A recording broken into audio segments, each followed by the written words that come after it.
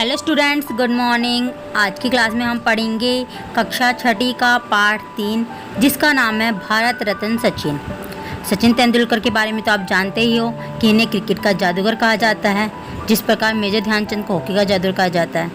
और सचिन तेंदुलकर के बारे में हम इस पाठ में जानेंगे कि उन्होंने अपने करियर की शुरुआत या उन्होंने अपने जीवन में किन किन उपलब्धियों को प्राप्त किया है। और मैं भी जानती हूँ कि आप सभी सचिन तेंदुलकर के बारे में जानने के लिए उत्सुक हैं, तो तुम्हारी उत्सुकता को ज़्यादा ना बढ़ाते हुए मैं इस चैप्टर को शुरू कर रही हूँ। तो चलो स्टार्ट करते हैं इस चैप्टर को। सचिन, जिसे भारत का क्रिकेट का जादूगर कहा जाता है। लोग उन्हें क्रिकेट का भगवान तक कह देते हैं, लेकिन अपने को सचिन तेंदुलकर क्रिकेट का अनुशासित सेवक ही मानते हैं।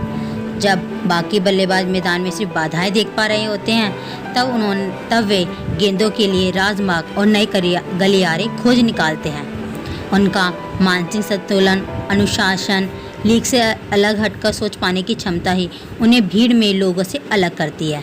यह निर्विवाद सत्य है कि लंबे समय के बाद क्रिकेट की दुनिया ने सचिन जैसा महान बल्लेबाज देखा है। उनके जैसे विनम्र, सौम्य और शील स्वभाव के स्वामी लेकिन देश के लिए खेलने वाले खिलाड़ी इन दिनों बहुत कम ही दिखाई देते हैं। क्रिकेट को लेकर समस्त राष्ट्र की आशाएं उन पर टिकी रहती हैं। वे दृढ़ निश्चय व आत्मविश्वास के साथ खेलते हैं। सचिन आज क्रिकेट के भगवान कहे जाते हैं। एक दिवसीय मैचों में दोहरा शतक लगाकर विश्व कीर्तिमान स्थापित करने वाले इस बेमिसाल खिलाड़ी की विनम्रता का संपूर्ण विश्व कायल है। दोहरा शतक लगाने के बाद भी ये कहते हैं, मैं अपना दोहरा शतक भारत की जनता को समर्पित करता हूँ, जो पिछले 20 वर्षों से मेरे साथ है। उनकी महानता का ये एक और जीता जागता उदाहरण है। उन्होंने 14 वर्ष की आयु में ही स्कूल में 5 पारियों में 1028 रन बनाए। 17 वर्ष की आयु में उन्होंने टीम को तयशुदा हार से बचाते हुए शतक जमाया। एक के बाद एक चौके लगाने के बावजूद वे इस बात से हमेशा हैरत में रहते थे कि लोग मेरे खेल को लेकर इतने चकित क्यों हैं। 18 वर्ष से भी कम उम्र में उन्होंने ऑस्ट्रेलिया में शतक लगाने के बाद साथी बल्लेबाज को बताया कि वे गाली गलौज का जवाब देंगे। इसके जरिए उन्होंने पहली बार संकेत दिया कि वे जीवन में सिर्फ बल्ले से ही प्रतिक्रिया जताएंगे, ना कि बोलने से। 21 वर्ष से भी कम उम्र में उनके नाम 7 टेस्ट शतक हो गए। इतनी उम्र में जहाँ अन्य क्रिकेटर सोचते हैं कि उनके खेलने की अब उम्र हुई है, वहाँ इन्होंने इतनी उम्र में अनेक उपलब्धियों को हासिल किया है। सचिन तेंदुलकर का जो जन्म है वो 24 अप्रैल 1973 को मुंबई में हुआ। इनके पिता श्री रमेश तेंदुलकर मराठी के कथाकार थे। उन्होंने अपने बेटे का नाम प्रसिद्ध संगीतकार सचिन देव बर्मन के नाम पर रखा था। सचिन के बड़े भाई अजीत थे, जिन्होंने उन्हें क्रिकेट खेलने के लिए प्रेरित किया।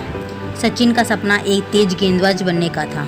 इसके लिए उन्होंने चेन्नई के विश्व स्तरीय MRF अकेडमी में दाखिला लिया, पर वहाँ के जो प्रसिद्ध तेज गेंदबाज डेनिस लिली थे, उन्होंने उन्हें सिर्फ बल्लेबाजी पर ध्यान केंद्रित करने को कहा।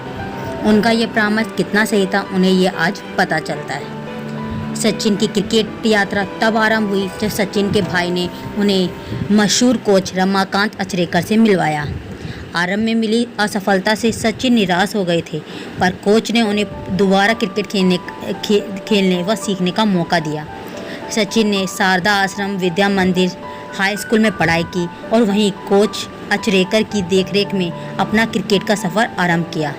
अपने स्कूल की ओर से खेलते हुए उन्होंने अपने साथी खिलाड़ी विनोद कांबले के साथ 664 रनों का रिकॉर्ड बनाया।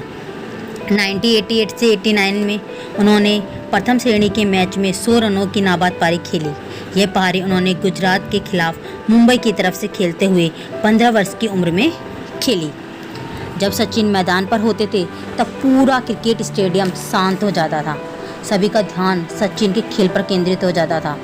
सचिन ने सभी तरह के मैदानों पर और सभी प्रकार के वातावरण में क्रिकेट खेला है।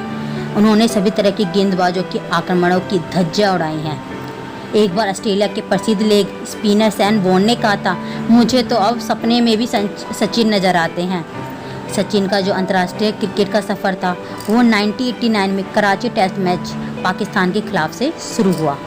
वहाँ उनका मुकाबला वसीम अकरम, इमरान खान, अब्दुल कादिर और वकार यूनिस जैसे विश्व स्तरीय गेंदबाजों से हुआ। उस समय सचिन की उम्र 16 साल से भी कम थी। वह सबसे कम उम्र में टेस्ट मैच खेलने वाले पहले भारतीय खिलाड़ी बने। फैसलाबाद में उन्होंने अपना पहला अर्धशतक बनाया और 119 रन इंग्लैंड के विरुद्ध ओल्ड ट्रैफर्ड के मैदान पर खेले। 1992 का वर्ष सचिन के लिए अच्छा रहा।